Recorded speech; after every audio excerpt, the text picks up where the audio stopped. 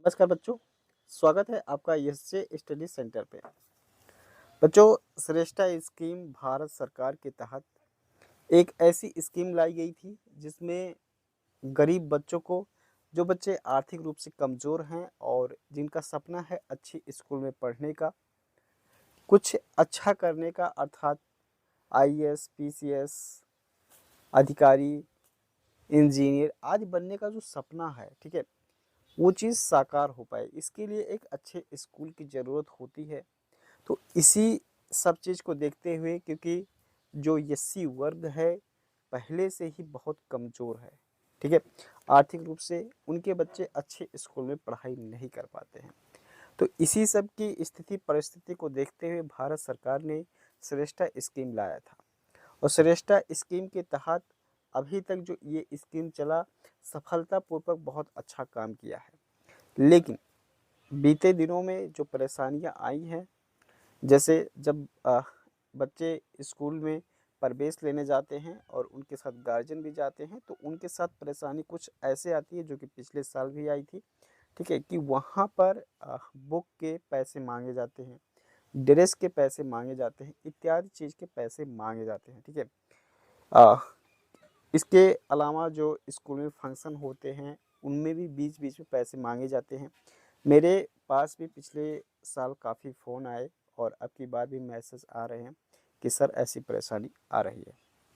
तो बच्चों, मैं आप लोग को क्लियर कर दूं कि सरिष्ठा स्कीम के तहत जो पहले साल आया परेशानी, दूसरे साल आया, तो जब लोगों ने अपनी परेशानी को शेयर करना शुरू किया कि हम विद्यालय में जाते हैं तो ये चीज़ हमसे मांगा जाता है, इसको ड्रेस के पैसे मांगे जा रहे हैं, बुक के पैसे मांगे जा रहे हैं, या जो फंक्शन होते हैं उसके पैसे मांगे जा रहे हैं।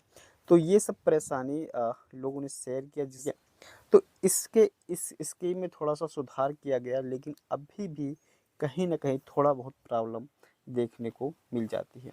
तो ऐसे में मैं आप लोग को बताना चाहता हूँ कि अगर देखिए, अगर आप किसी भी विद्यालय में जाते हैं, जैसा कि आप लोग को यहाँ पर अगर हम देखें फर्स्ट राउंड में जिन बच्चों को यहाँ पर जाना है एडमिशन लेने, वो 6 जुलाई से लेकर 11 जुलाई के बीच में चले जाना है। आज 9 जुलाई है, 10, 11 2 दिन और बच रहा है, इसके बीच में आप लोग को स्कूल में प्रवेश ले लेना है, ठीक है।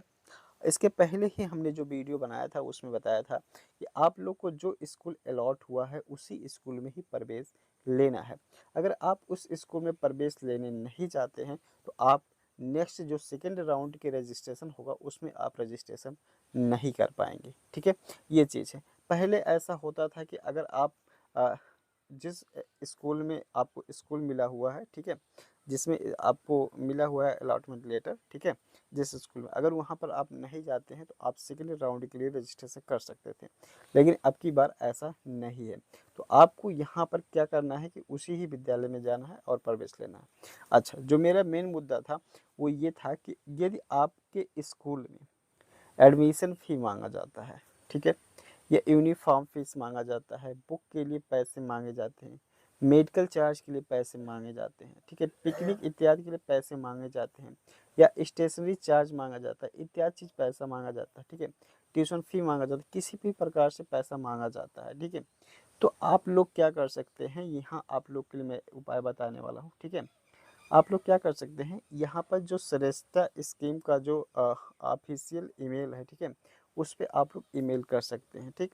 उसका क्या है, आप यहाँ पर लिखेंगे, अब ये ईमेल लिख लीजिएगा और इसी पे ही सेंड करिएगा, ठीक है।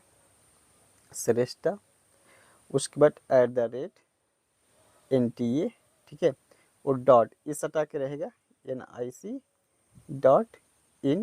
और .AC और .in, ठीक है। इस पे आप अपनी परेशानी लिख के भेज सकते हैं। इसको किसी भी फॉर्मेट में लिख सकते हैं, आप हिंदी में लिखें, इंग्लिश में लिखें, ठीक है। या आपको यहाँ पर अगर नहीं सुविधा हो पा रही, नहीं लिख पा रहे, तो आप एक कापी पेज पे लिखें अपनी परेशानी और यहाँ पर भेज दें, ठीक है। और कोशिश करें 1, 2, 3 बार, कई बार भेजिए, क्योंकि आपकी ये परेशानी होगी। अच्छा, इसके साथ साथ आप अपने स्कूल का अलॉटमेंट लेटर भी अटैच करें, ठीक है। तो ये सारी चीज़ें करें। एक चीज़ और आप लोग से कहना, किसी फर्जी इस मतलब कोई स्कूल अच्छा है आप उसको फर्जी में बदनाम ना करें, ठीक है। चलें, अच्छा एक चीज़ और बच्चों को परेशानी आ रही है कि जो उनको स्कूल मिला हुआ है, ठीक है, वहाँ पर उन स्कूल का डिटेल उनको नहीं मिल पा रहा है। तो देखिए आप लोग के यहाँ पर जो रिजल्ट आपने डाउनलोड किया है, ठीक है, first round seat allotment result जो डाउनलोड किया है वहाँ पर एक क्यूआर कोड होगा। उस क्यूआर कोड को स्कैन करेंगे तो आपको वहाँ पर उस विद्यालय की सभी जानकारी वहाँ पर मिल जाएगी, ठीक है। चाहे स्कूल की वेबसाइट हो जाए, चाहे अ, उसका नंबर हो गया, फ़ोन नंबर हो गया, सब चीज़ वहाँ पर मिल जाएगी और वहाँ पर फ़ोन करके आप वो जानकारी ले सकते हैं या आप वहाँ पर जाके विज़िट कर सकते हैं, या आप अगर रास्ता नहीं जान पा रहे हैं तो रास्ता भी आप पूछ सकते हैं, वहाँ पर बता दिया जाएगा, ठीक है। तो समय कम है, जल्द से जल्द सभी गार्जियन व बच्चे जाके वहाँ पर अपना प्रवेश लें, ठीक है। एक और प्रश्न हमारे यहाँ कमेंट बॉक्स में आया था किसी बच्चे का, ठीक है।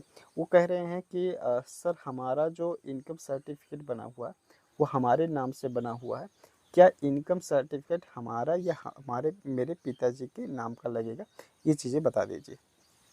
तो देखो वैसे तो काफ़ी विद्यालय में इनकम सर्टिफिकेट वो गार्जियन के नाम का ही मांगा जाता है, ठीक है, गार्जियन के नाम का ही मांगा जाता है। लेकिन मैं आपसे कहना चाहता हूँ कि ये गार्जियन का इनकम सर्टिफिकेट अभी प्रेजेंट टाइम में नहीं है। तो आप जो इनकम सर्टिफिकेट लगाए थे वही इनकम सर्टिफिकेट आप एडमिशन के दौरान लेके जाएंगे, ठीक है। उसके बाद जैसा भी होगा वो स्कूल के लोग बताएंगे कि इनकम सर्टिफिकेट आपका भी चल सकता है, जैसा कि अगर आपने फॉर्म भरा है सब कुछ उसी से किया तो वो भी आपका लग सकता है, या अगर गार्जियन का मांगते हैं तो वो समय दे देंगे और उस समय में आपको बनवा के वो इनकम सर्टिफिकेट दे देना होगा, ठीक है। चलिए, इसके अलावा आपके कोई भी सवाल हो तो आप कमेंट करके बताएं, आपको उसका जवाब ज़रूर दिया जाएगा, ठीक है। तो चलिए मिलता हूँ किसी दूसरे वीडियो में, तब तक के लिए बहुत बहुत धन्यवाद।